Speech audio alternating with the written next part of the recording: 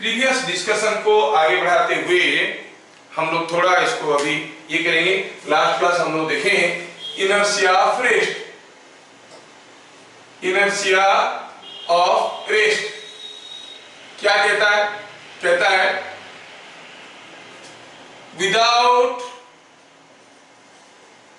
External force, external unbalanced force,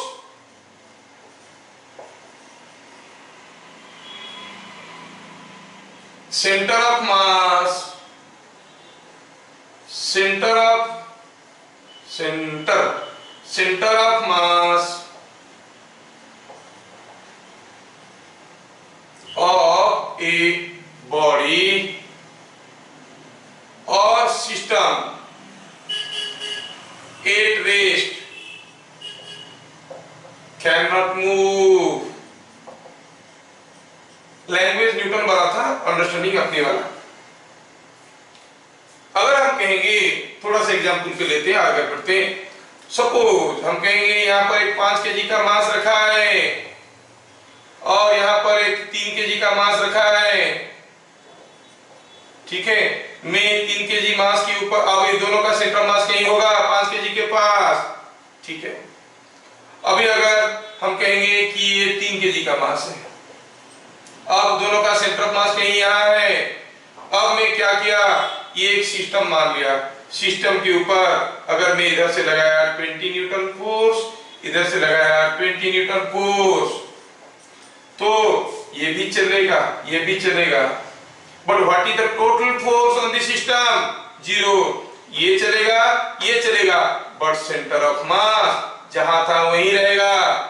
ये धीरे धीरे चलेगा क्योंकि 5 केजी है, 5 केजी की जगह 50 केजी कर दो, देखो कितना धीरे धीरे चलेगा, ये सड़क से चला जाएगा, बट सेंटर ऑफ मास जहां था वहीं रहेगा।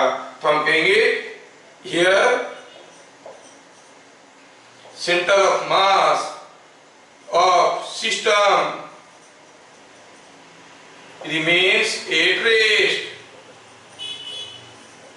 ध्यान से देखना, न्यूटन के नजरिया से सारा चीज को हम लोग देखेंगे आज। रिमेन्स एट रेस्ट, ठीक है। Centre of mass of system remains at rest, ये हम लोग लास्ट क्लास देख चुके हैं। दूसरा, if an external force is applied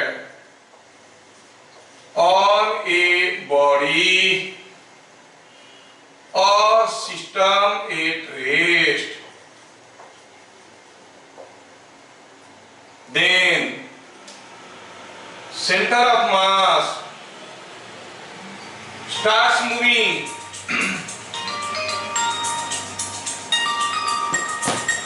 center of mass starts moving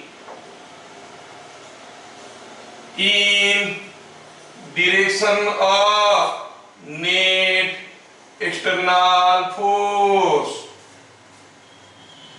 मतलब अगर यहाँ पे कोई एक बॉडी है 5 केजी का, यहाँ पे कोई एक बॉडी है 3 केजी का, और आपने इसके ऊपर एक लगाया फोर्स 10 न्यूटन का और इसके ऊपर एक फोर्स लगाया 10 न्यूटन का, तो what is the net force on the system? Net force is resultant of this two, ये फोर्स और ये फोर्स का रिजल्टेंट मतलब ए से कितना 10√2, और एंगल कितना है 45 डिग्री। मतलब जो सेंटर ऑफ मास था वो इसी डायरेक्शन में चलने लगेगा। The centre of mass moves in the direction of net force. ध्यान से देखो, अगर हम ये 5 केजी 3 केजी को सिस्टम मान लिए तो ये फोर्स के बलबूते पर ये सेंटर ऑफ मास इधर जाने लगेगा। क्लियर? तो क्या क्वेश्चन में बोल रहा है? बोल रहा है कि 2 मास है 2 केजी 3 केजी, ये मासलेस रॉड है connected by light rod of length 10 metre, ये 10 मीटर लंबा रॉड है, ठीक है। अब इसके ऊपर और इसके ऊपर 2 हॉरिजॉन्टल फोर्स लगे ऑपोजिट डायरेक्शन में। The arrangement is on a smooth floor, horizontal floor, 2 force लगे तो घूमेगा। जब तक ये एक बार घूमेंगे, क्वेश्चन को देखो, if two equal and opposite horizontal forces act on them in a direction perpendicular to the rod, इसके ऊपर फोर्स लगे परपेंडिकुलर टू द रॉड, घूमेंगे। तो ये कितना दूर जाएगा और ये कितना दूर जाएगा एक रिवोल्यूशन में, दोनों का ratio. Solution is quite simple. Solution कहता है as F net is 0, centre of mass does not move, so they rotate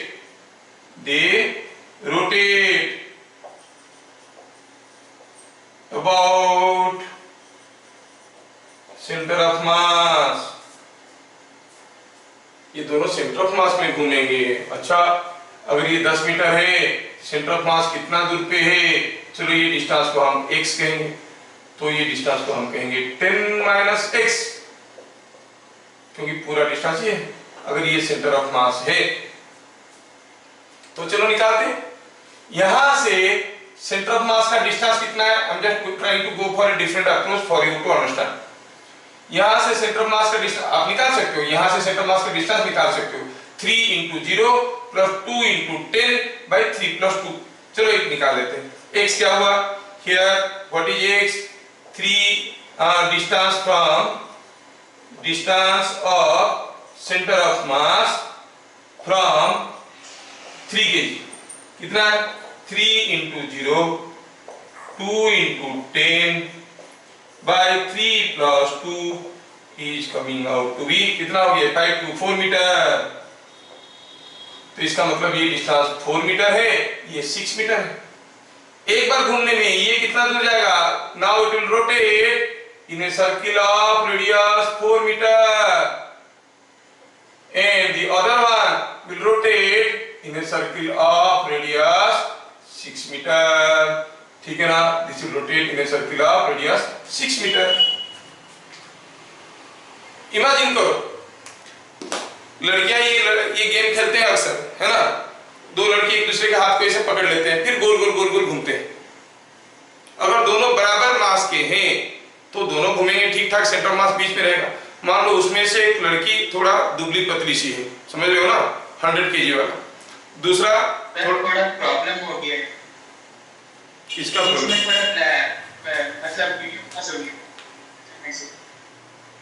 वो तो नेट प्रॉब्लम होगा।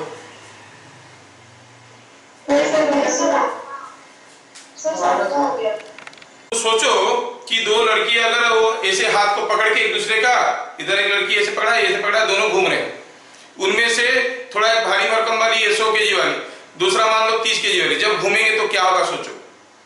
घूमेंगे तो उनके ऊपर बाहर से तो कोई फोर्स नहीं आ रहा है, वो आपस में घूम रहे हैं बिकॉज ऑफ म्यूचुअल फोर्स, है ना।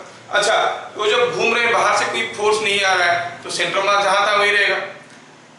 जो बॉल की लड़की है सेंटर मास तो उसके अंदर रहेगा, तो होगा क्या, देखोगे जो मोटी वाली लड़की है वो अपनी जगह ऐसे घूम रहा होगा और दूसरा वाला उसके चारों तरफ घूम रहा होगा।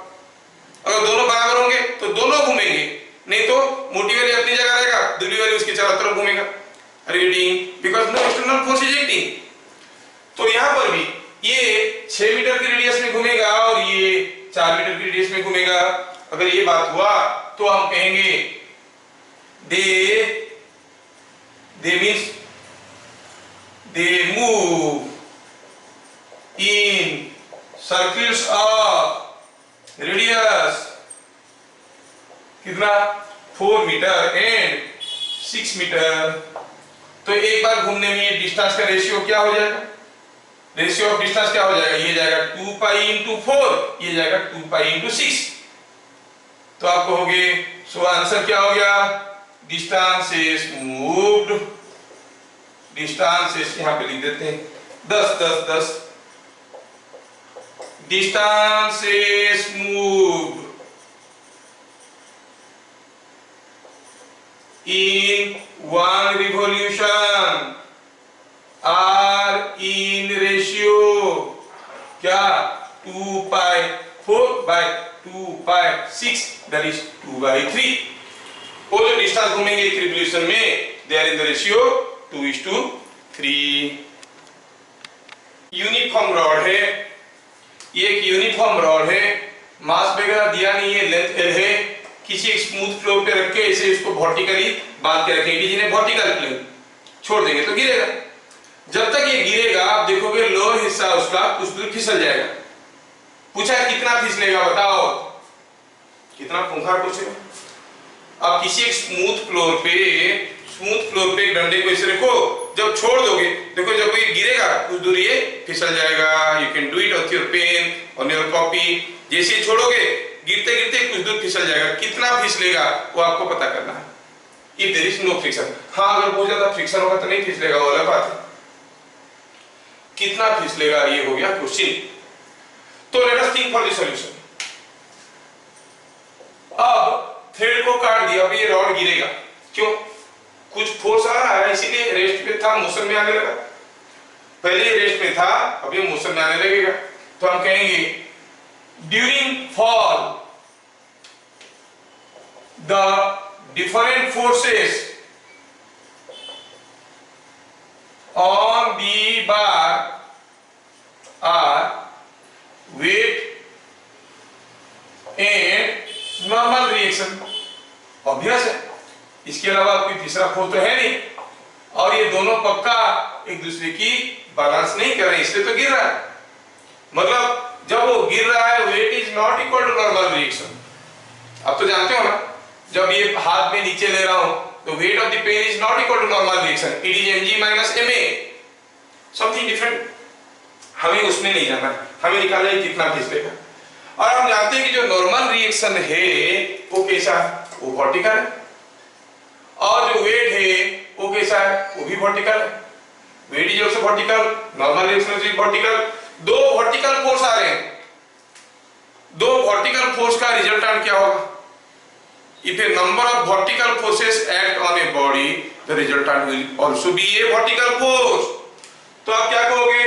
So net force on bar is vertical। और earlier ये बार रेस्ट में था। कोई बॉडी रेस्ट में होता है जब उसके ऊपर कोई एक्सटर्नल फोर्स आता है। Obviously सब जानते हैं कि the body will move in the direction of force. Body means center of mass of the body. तो आप कहोगे the center of mass will move vertically, center of mass moves vertically down। मतलब होगा क्या, जब ये गिरेगा सेंटर ऑफ मास सीधे आके यहां पे मारेगा, centre of mass falls like this.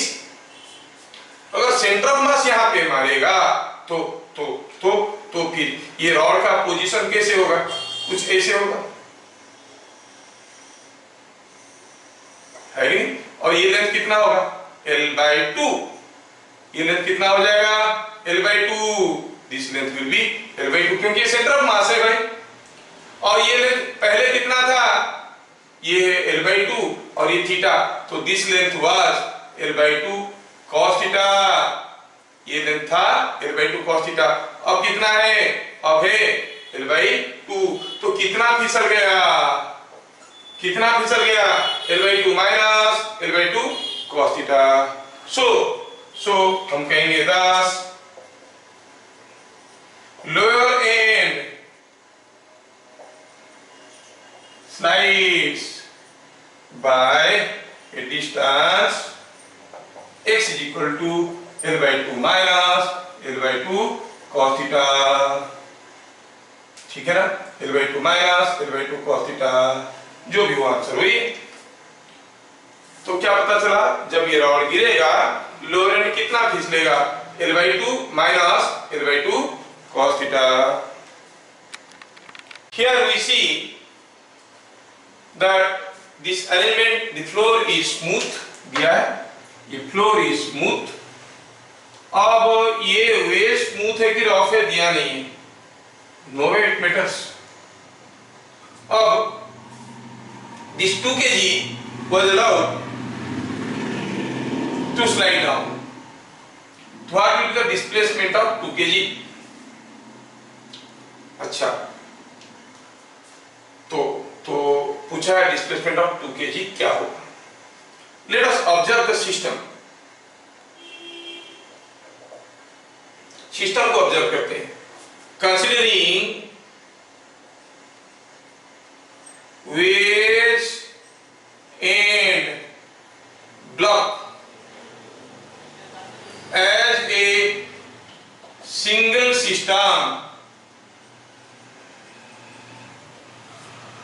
क्या इसके ऊपर एक्सटर्नल फोर्स नहीं आ रहा है? आ रहा है। इसका वेट है, इसका वेट है, नॉर्मल रिएक्शन है। आप बोलोगे जीरो, नहीं जीरो नहीं। Here the normal reaction is, think, the normal reaction is not 8G।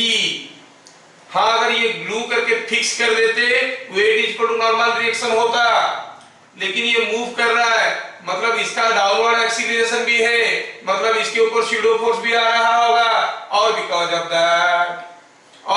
That the normal reaction will be less than 8G। Normal reaction will be less than 8G। ठीक है, normal reaction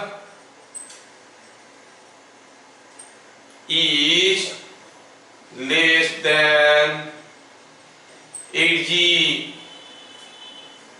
क्योंकि 6 kg 2 kg का wait होता है, 8G से कम होगा। हाँ, लेकिन ये सब क्यों कर रहे हैं? हमें तो ये सब नहीं चाहिए, हमें चाहिए डिस्प्लेसमेंट। ठीक है, नॉर्मल रिएक्शन के अलावा इस सिस्टम के ऊपर और क्या फोर्स है? नॉर्मल रिएक्शन है, वेट है, इसका वेट, नॉर्मल रिएक्शन, तीन ही तो फोर्स है। बाकी स्यूडो फोर्स, ये स्यूडो फोर्स सचमुच का फोर्स थोड़ी है, झूठ-मूठ का फोर्स है। एनीवे, तो ये जो फोर्स है वो सब वर्टिकल है। हॉरिजॉन्टल फोर्स कुछ है क्या? नहीं। तो मतलब अभी सेंट्रल मास तो मूव करेगा, पक्का करेगा, क्योंकि net force is not zero. लेकिन कैसे मूव करेगा? Centre of mass will move vertically down. अगर कोई चीज वर्टिकली डाउन आता है तो उसका हॉरिजॉन्टल डिस्प्लेसमेंट कितना है? Horizontal displacement will be zero, है कि नहीं? तो centre of mass moves vertically down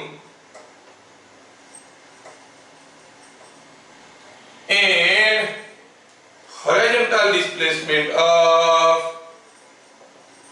center of mass will be zero। Centre of mass का, लेकिन यहां पर पूछा है displacement of 2 kg, centre mass का नहीं पूछा है, ध्यान से देखना। Horizontal displacement of centre of mass will be zero. Centre of mass horizontally displaced नहीं होगा, ठीक है। लेकिन ब्लॉक तो नीचे आएगा ना, दिख रहा है फिसल के आएगा। तो सोचो, ब्लॉक जब फिसल के नीचे आएगा, रास्ते में हर जगह वो ब्लॉक इसके ऊपर, ये ब्लॉक के ऊपर एक नॉर्मल रिएक्शन दे रहा था और ब्लॉक इसके ऊपर, ये जो नॉर्मल रिएक्शन दे रहा है एक दूसरे के ऊपर, ये नॉर्मल रिएक्शन का एक ऐसा कंपोनेंट भी है, ऐसा कंपोनेंट भी है। ये कंपोनेंट इसको प्रेस करने की कोशिश कर रहा है और ये कंपोनेंट इसको पुश करने की कोशिश कर रहा है। मतलब प्रेस करके तो जमीन पे गाड़ नहीं पाएगा, जमीन के ऊपर ही रहेगा, लेकिन ये कंपोनेंट इसको पुश करेगा। मतलब जब ये फिसलता रहेगा तब ये भी फिसलता रहेगा पीछे की तरफ, ये भी फिसलता रहेगा पीछे की तरफ। मतलब जब तक ये नीचे आएगा इसका हॉरिजॉन्टल डिस्प्लेसमेंट 4 नहीं होगा। क्यों? क्योंकि जब तक ये नीचे आके पहुंचेगा डायग्राम कुछ बदल गया होगा, ये सिचुएशन कुछ ऐसा हो गया होगा। ये ब्लॉक तो यहां से चलना शुरू किया था, लेकिन जमीन पे पहुंचते पहुंचते वो यहाँ पे आके पहुंचेगा not at distance of 4 metre. तब तक ये कुछ फिसल गया होगा x। मतलब ब्लॉक का हॉरिजॉन्टल डिस्प्लेसमेंट कितना हुआ? 4 minus x। Newton's first law. कोई हॉरिजॉन्टल फोर्स नहीं है, centre of mass will not move horizontally. मतलब सेंटर मास हॉरिजॉन्टली मूव नहीं कर रहा है। अगर m1 गया x1 तो m2 जाएगा x2, centre of mass will remain same. तो horizontal displacement of centre mass will be zero. Therefore आप कहोगे ये 6 kg इधर को गया है x और 2 kg इधर को गया है 4 minus x। 6 into x m1 l1 is equal to m2 l2, it is 2 into 4 minus x और मिल गया x कितना? 2x मिल गया तो हो गया 8, 2x आ गया 8x is equal to 8, x is equal to 1 metre. ये 1 मीटर फिसल जाएगा पीछे की तरफ। अब ब्लॉक कहां से चलना शुरू किया था? यहां से पहुंचा कहां पे? यहाँ पे। कितना हाइट? 3 मीटर। कितना हॉरिजॉन्टल गया? 3 मीटर। डिस्प्लेसमेंट क्या हुआ ब्लॉक का? ब्लॉक का डिस्प्लेसमेंट क्या हुआ? 3√2, है कि नहीं? तो आप कहेंगे vertical for block, vertical displacement for block SY, vertical displacement is 3 meter, horizontal displacement is 4 minus 1, 3 meter. So displacement कितना हो जाएगा? Displacement will be 3 square whole root over is 3 root 2 meters. The displacement of the block will be 3 root 2 meter. Block का displacement कितना होगा? 3 root 2 metre. अब सोचो, अगर ये वेज स्मूथ होता तो ये 3 root 2 होता। अगर ये स्मूथ नहीं रफ होता, मतलब ब्लॉक जितनी आसानी से फिसल रहा था उससे धीरे धीरे फिसलेगा, उतना जोर से तो नहीं फिसलेगा। आपको क्या लग रहा है, आंसर 3 root 2 होगा कि उससे ज्यादा होगा कि उससे कम होगा? सोचने वाली चीज है कि considering wedge and block as a single system, normal reaction as well as frictional force, दोनों क्या हो गए? Internal force of the system, कोई एक्सटर्नल फोर्स आया नहीं है। अगर मैं इनको एक सिस्टम मानता हूं तो इनके बीच में जो नॉर्मल रिएक्शन और फ्रिक्शनल फोर्स होगा दैट विल बी दी, यहां पर जो नॉर्मल रिएक्शन लिखा था क्या? नॉर्मल रिएक्शन ऑन फ्लो, ठीक है। तो that will be internal force, block के ऊपर जो नॉर्मल रिएक्शन आएगा, ब्लॉक के ऊपर जो फ्रिक्शनल फोर्स आएगा, वो सब इंटरनल फोर्स हो गए। They are not going to affect the motion of centre of mass as long as no external force is applied, centre of mass जैसे था वही रहेगा, ठीक है ना? समझ में आया कि नहीं आया? इसलिए घर में बच्चे माँ बाप की ज्यादा नहीं सुनते हैं। माँ बाप कुछ बोलते हैं उनको सुनाई नहीं देता है, मानते नहीं है। टीचर बोले, क्योंकि एक्सटर्नल तो इफेक्ट आता है ना? टीचर बोले तो इफेक्ट आता है, घर वाले बोलने से नहीं आता है। क्यों नहीं आता है? आप समझ में आ गया, क्योंकि we are in a system and whatever force they are exerting, they are existing in pairs. वो जितना दे रहे हैं आप भी उतना रिटॉर्ट कर देते हो। Internal forces can not make any transformation Newton के हिसाब से, जबकि असलियत तो ये है आपके अंदर जो भी एटीट्यूड का चेंज आएगा it is only by internal forces. वो न्यूटन वहां पर फेल मार जाएंगे।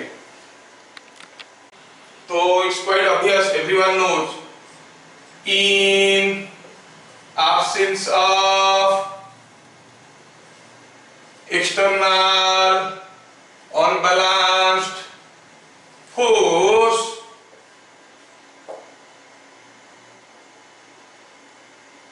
if a body or system of masses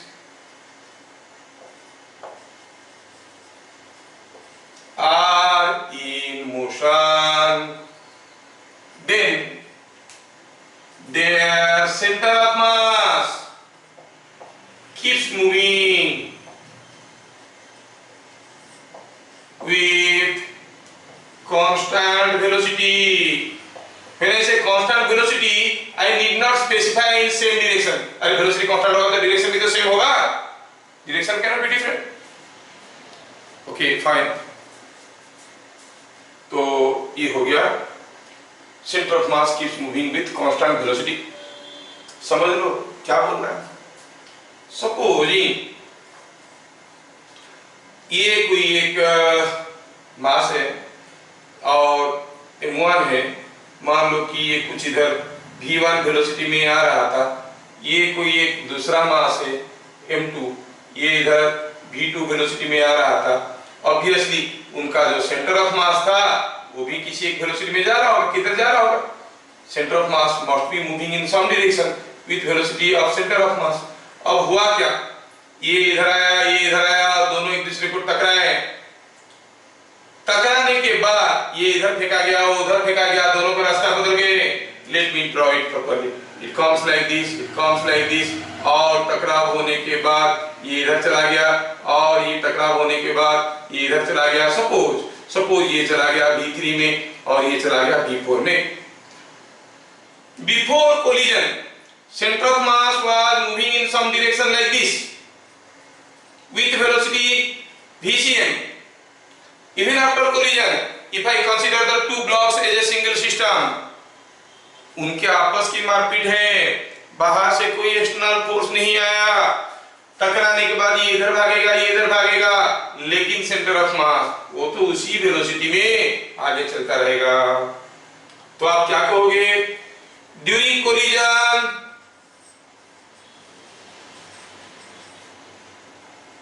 the forces of interaction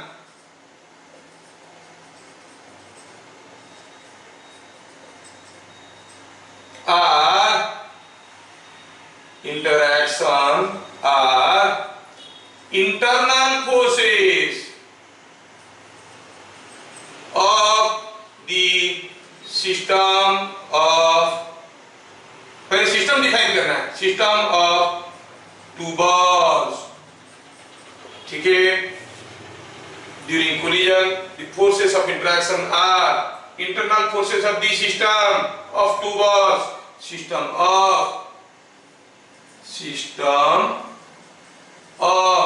two balls, as no external force acts,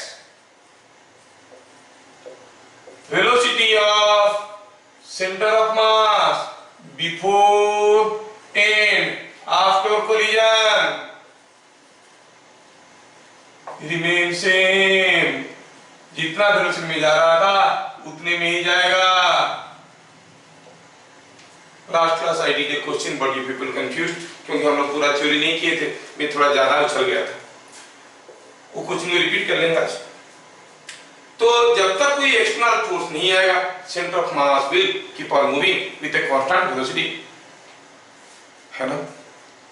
ये हमें समझ में आता है।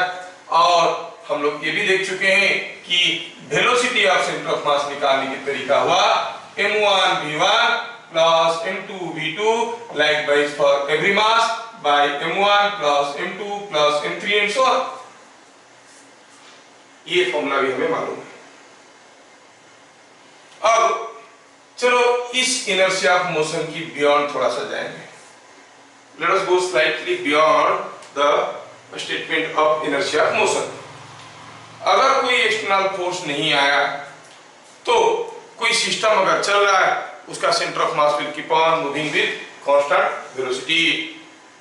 और अगर कोई एक्सटर्नल फोर्स आया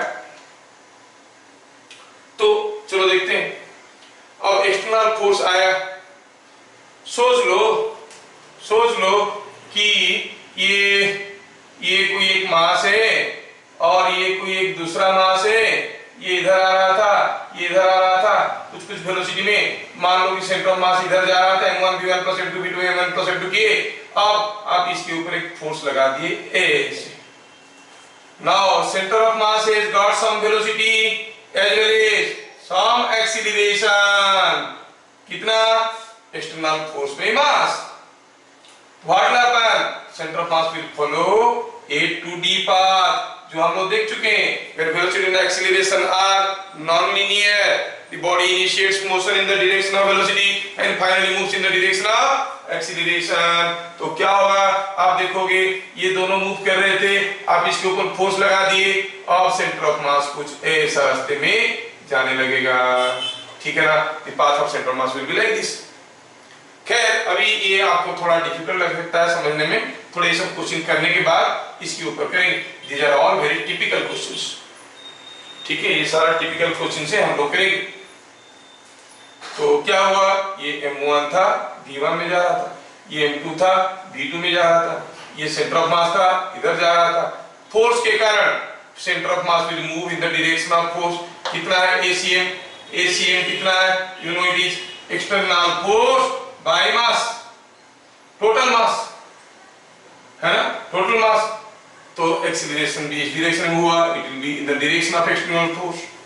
ये मूव करते रहेंगे, centre of mass will be in the direction of external force, है ना? और सपोज ये जब ऐसे गया, इधर एक तीसरा बॉल पहले से रेस्ट में था, ठीक है? और यहाँ पर मान लो कोई एक तीसरा बॉल यहाँ पे रेस्ट में था, ये बॉल ऐसे गया, जाके इसके साथ टकराया, टकराने के बाद फिर दोनों का मोशन में बदलाव आया, but centre of mass will keep moving along a straight line along the path, जो प्रिस्क्राइब्ड पाथ था उसी रास्ते में ही जाएगा। तो यही चीज को थोड़ा अभी हम लोग पॉज कर देते हैं, कंफ्यूजन हो जाएगा ज्यादा, to go deep into it. लेकिन जैसे हम इसको खत्म करेंगे उसके बाद उसमें फिर से आ जाएंगे। Will go slightly beyond the scope of inertia of motion. Inertia of motion की स्कोप से थोड़ा सा बाहर जाएंगे और देखेंगे बड़ा इंटरेस्टिंग चीज आने वाला है। ठीक है, तो इन एब्सेंस ऑफ एक्सटर्नल और balanced force, it is if a body or system of masses are in motion, then their center of mass keeps moving with constant velocity। अच्छा, तो ये चीज को समझते हैं। मैं आपको कंफ्यूज करने के लिए एक दूसरा एग्जांपल भी दिया था। क्या एग्जांपल दिया था कि अगर कोई डंडा जमीन पे रखा है, आपने डंडे को किक मार दिया, जैसे डंडे को किक मार दिया तो हम बोलते थे कांस्टेंट वेलोसिटी में जाएगा, स्ट्रेट लाइन में, will it go like this? No, what will happen? डंडा will start rotating about its own, और धीरे धीरे घूमते हुए ये आगे जाने लगेगा, डंडा घूमते हुए आगे जाएगा। लेकिन आप नोटिस करोगे तो बड़ा इंटरेस्टिंग फैक्ट सामने आएगा कि जो सेंटर ऑफ मास है, it is moving along a straight line only. Centre of mass is moving along a straight line only. ठीक है, तो आप देखोगे सेंटर ऑफ मास हरदम स्ट्रेट लाइन में जा रहा है, क्योंकि एक बार किक लगाया उसके बाद कोई एक्सटर्नल फोर्स नहीं दिए, डंडा घूमते रहेगा। आपको डंडे को नहीं देखना है, किसको देखना है? न्यूटन्स लॉ कर रहे हैं तो सेंटर ऑफ मास को देखना है, because the law is applicable only for point masses, extended masses के लिए applicable नहीं है। I supplied some electrical energy, the fan starts moving, you look at the center of mass of the fan, center of mass of the fan is not moving, है ना? और आप देखोगे कि ये इनर्शिया ऑफ मोशन को हम लोग ऐसे समझे, तो इसके ऊपर अभी कुछ क्वेश्चंस भी करेंगे। क्या दिया क्वेश्चन में? दिया है कि ये 2 kg 3 kg को एक मासलेस स्प्रिंग से कनेक्ट कर दिए, दोनों को खींचे और छोड़ दिए, भागने लगे दोनों। जब दोनों भागने लगे, जब 3 kg गया है 4 सेंटीमीटर, 2 kg कितना गया होगा? दूसरा, जब 3 kg का वेलोसिटी है, वेलोसिटी कितना होगा जब 2 kg का वेलोसिटी है? 9 मीटर पर सेकंड। सॉल्यूशन, पहले देखो कि हम ये दोनों ब्लॉक को पकड़ के खींचे, अब छोड़ने वाले हैं। जैसे छोड़े, what is the initial velocity of both the blocks? 0। दोनों ब्लॉक का इनिशियल वेलोसिटी 0 है। Now they will accelerate and move. If both the blocks are having 0 initial velocity, then आप क्या कहोगे? What is the initial velocity of centre of mass? m1 u1 plus m2 u2 by m1 plus m2, that is 0. What is the acceleration of center of mass? Now if I consider this whole as a single system, इनका बीच में जो खींचातानी हो रहा है by means of a spring, that is internal force. No external force is acting on the system. Center of mass will have no acceleration. Center of mass का velocity 0 है, acceleration 0 है. What will happen? It will remain where it is. अपनी जगह बैठा रहेगा। ये blocks move करते रहेंगे, सेंटर ऑफ मास अपनी जगह बैठा रहेगा। तो हम क्या कहेंगे? Initially both blocks are at rest, so VCM is equal to 0 और UCM को initial velocity of centre of mass as no external force acts on the system of two blocks,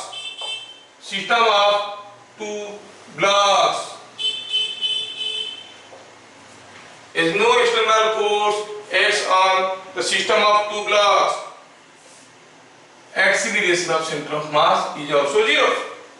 So center of mass is at rest or remains at rest, क्योंकि उसका कोई initial velocity भी नहीं था, acceleration भी नहीं था। और अच्छा ठीक है, इनिशियल वेलोसिटी नहीं था, एक्सीलरेशन भी नहीं था। तो फिर जब m1 आएगा, x1 m2 आएगा, x2 m1 x1 रिलेशन क्या है मालूम है? तो बीट नंबर 1 के लिए कहेंगे जब 2 kg गया, कितना डिस्प्लेसमेंट 3 kg 4 सेंटीमीटर, 2 kg का डिस्प्लेसमेंट इधर को x1 है। जब 3 kg का डिस्प्लेसमेंट x2 कितना है? x2 इधर को x2 इज गिवन 4 सेंटीमीटर, ये 3 kg है, तो हम कहोगे 2x1 must be equal to 3x2 और x2 तो दिया है 4 into 3 12/2, so x1 is 6 centimetre. जब ये आएगा इधर को 4 सेंटीमीटर, तब ये इधर को क्या होगा 6 सेंटीमीटर। और वेलोसिटी ऑफ सेंटर ऑफ मास कितना है 0, क्योंकि कोई एक्सटर्नल फोर्स नहीं है, तो देयर इज नो एक्सीलरेशन और इनिशियल रेस्ट में था। अच्छा, तो फिर हम क्या कहेंगे, दिया है कि velocity of 3 kg when velocity of 2 kg is 9 metre per second. 2 kg इधर जा रहा है 9 मीटर पर सेकंड में, ऑब्वियसली 3 kg इधर भी में आ रहा होगा, और आप क्या कहोगे 2 into 9 plus 3 into minus v, velocity of center of mass by 2 plus 3 is equal to 0। क्या मिला, v is equal to 6 metre per second, so 3 kg का वेलोसिटी होगा 6 मीटर पर सेकेंड।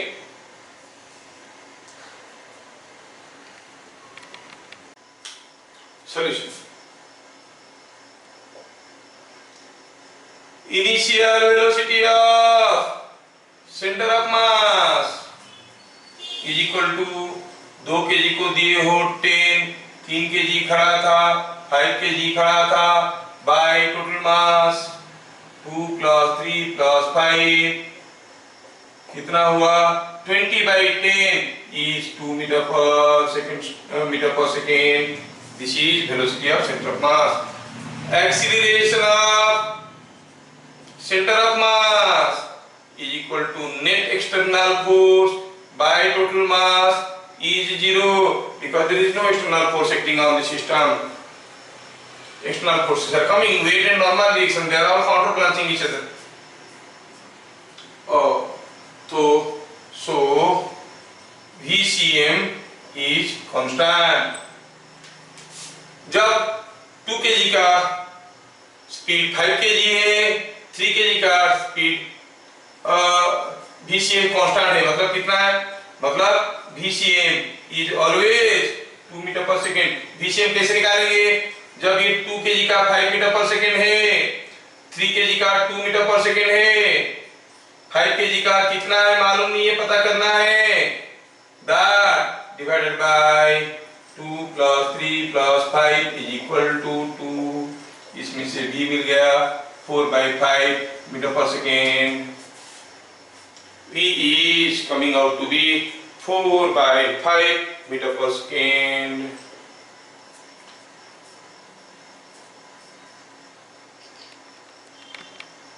थोड़ा ध्यान से क्वेश्चन को देखो, मैं जानबूझ के दो अलग अलग तरीके से करना चाहता हूं, just to open your third eye to see how things are happening, how things are going with centre of mass.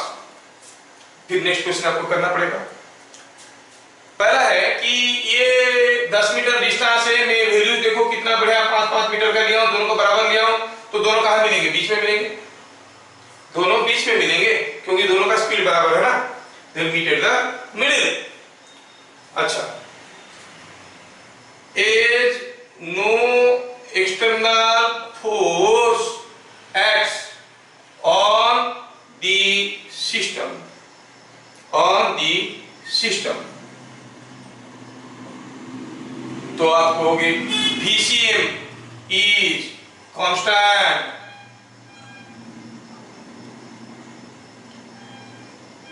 VCM initially is equal to VCM finally। Finally क्या है, VCM before collision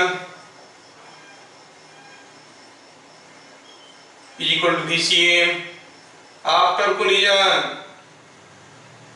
हम लोग conservation momentum वगैरह नहीं पढ़ेंगे बोल के मैं स्किप कर रहा हूं, बाद में उसमें ही करेंगे, लेकिन I want to give you some insight in this. Before collision कितना था भाई, 3 into 5 plus 2 into -5, क्योंकि डायरेक्शन अपोजिट है, बाय 3 plus 2। आफ्टर कोलिजन पता चला कि दोनों एक दूसरे को यहाँ पर मिले, हेलो हाय बोले, बहुत दिन के बाद मिले तो चिपक गए और चलने लगे। ठीक है ना, चलने लगे दोनों चिपक के, कहां पे, it distance of 5 metre, mid point है ये, मिड पॉइंट में मिले, कितना वेलोसिटी ऑफ सेंटर मास क्या होगा अब 3 kg जा रहा है v में, 2 kg भी जा रहा है v में, है ना, और बाई 3 + 2 ये तो गया, क्या मिल गया v 5v = 15 - 10 is 5, तो आप हो गए v = 1 मीटर पर सेकेंड। अब यहाँ पर वेलोसिटी हो गया 1 मीटर पर सेकेंड, कितना समय लगेगा जाने के लिए, कितना समय लगेगा, समय लगेगा 1 मीटर पर सेकेंड स्पीड में कितना दूर जाना है, ये मिड पॉइंट है भाई 5 मीटर का है, तो 5 सेकेंड लगेगा। They meet after what time, क्योंकि ये 5 मीटर पर सेकेंड है, meet at mid point after कितना, 5 मीटर जाने के लिए 5 मीटर पर सेकेंड में 1 सेकेंड है कि नहीं, क्योंकि 5 मीटर जाना है और वो भी 5 मीटर पर सेकेंड में after 1 second. After meeting they reach wall,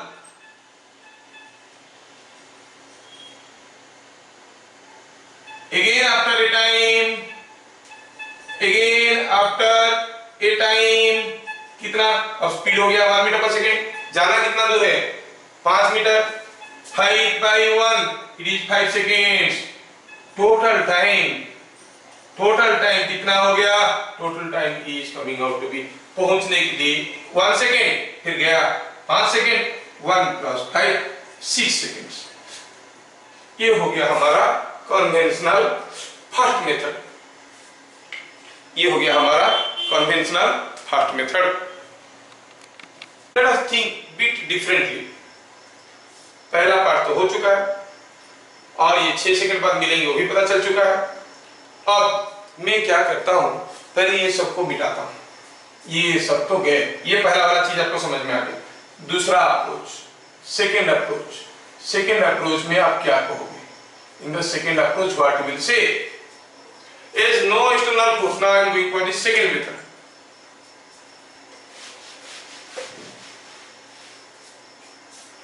Is no external force, ये second method है। VCM is constant, VCM अगर constant है तो कितना है VCM? 3 × 5, VCM is equal to 3 × 5 plus 2 × -5 by 3 + 2 कितना 1 मीटर पर सेकेंड। पॉजिटिव आ रहा है, मतलब हम इसको पॉजिटिव लिए थे, ये भी पॉजिटिव आया, मतलब इधर को। अच्छा, ये दोनों सिस्टम का सेंटर ऑफ मास कहाँ था? सेंटर ऑफ मास 2 kg इधर था, 3 kg इधर था, तो सेंटर ऑफ मास यही कि 3 kg के पास होगा, यहाँ था सेंटर ऑफ मास। और कितना जोर से चलने लगा था? 1 मीटर पर सेकेंड। अभी अभी निकाले, है ना? चलो पहले निकाल दिए डिस्टेंस कितना है, x distance of centre of mass from wall कितना है 5, ये मास कितना है 2 kg, 2 × 0 वॉल के पास है, प्लस 3 × कितना है 10 बाय टोटल मास 2 + 3 कितना हो गया 6 मीटर। अब सेंटर ऑफ मास 6 मीटर दूरी से जाके लगा। When combined mass reach the wall, center of mass also reaches, क्योंकि वो दोनों चिपके हुए तो सेंटर मास उनके अंदर ही होगा, reaches wall। टाइम टेकन कितना लगेगा? सेंटर मास कांस्टेंट वेलोसिटी में जा रहा है, VCM कांस्टेंट है, 1 मीटर पर सेकंड में जा रहा है, 6 मीटर जाएगा, 6/1 6 second. So when the two blocks reach the wall, center of mass also reaches the wall after what total time? 6 seconds। क्योंकि सेंटर मास यहां से चलना शुरू किया, यहां पे पहुंचा, it took 6 seconds।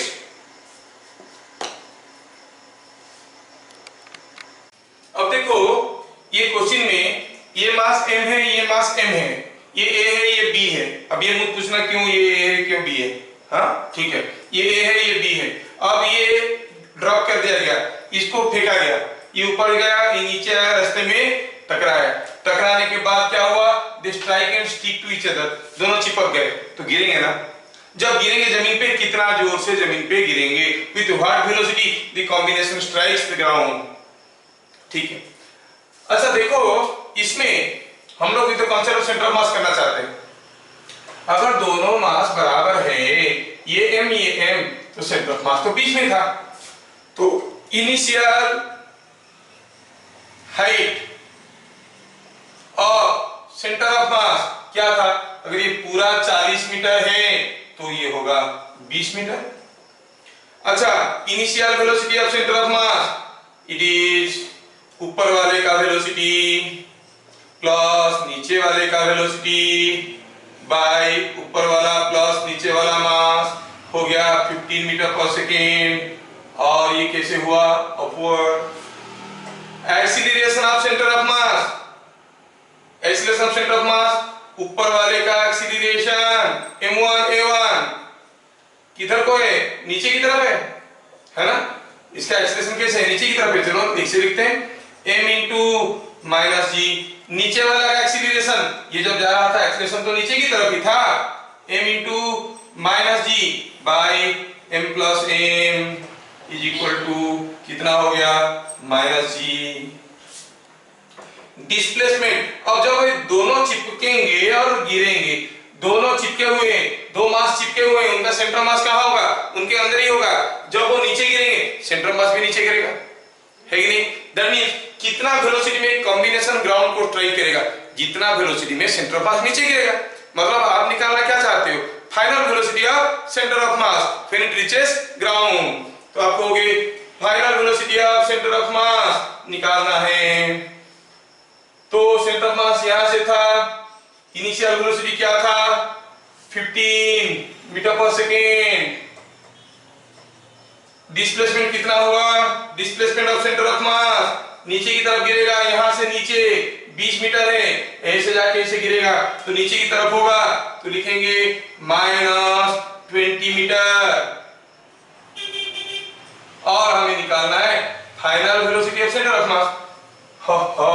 क्या रखा है इसमें? Final velocity of centre of mass निकालना है। आप जानते हो कि VCM, क्योंकि यूनिफॉर्म एक्सीलरेशन मोशन है, सेंटर ऑफ मास का कांस्टेंट एक्सीलरेशन है, VCM square is equal to UCM square plus 2SCM SCM, है कि नहीं? और VCM is root over of this. UCM कितना था? 15 का स्क्वायर। 2 ACM कितना था? इट इज माइनस जी और माइनस 10। SCM कितना था? SCM था माइनस 20 होल रूट ओवर। कितना आया देखो तो 20 into 2 is 14 into 10 is 400. ये 15 to 25, 400 plus 225 is 625. whole root over is 25 meter per second. So the combined mass will fall onto ground with a velocity same as that of VCM, that is 25 meter per second. समझ में आया क्या? Okay, enjoy enjoy.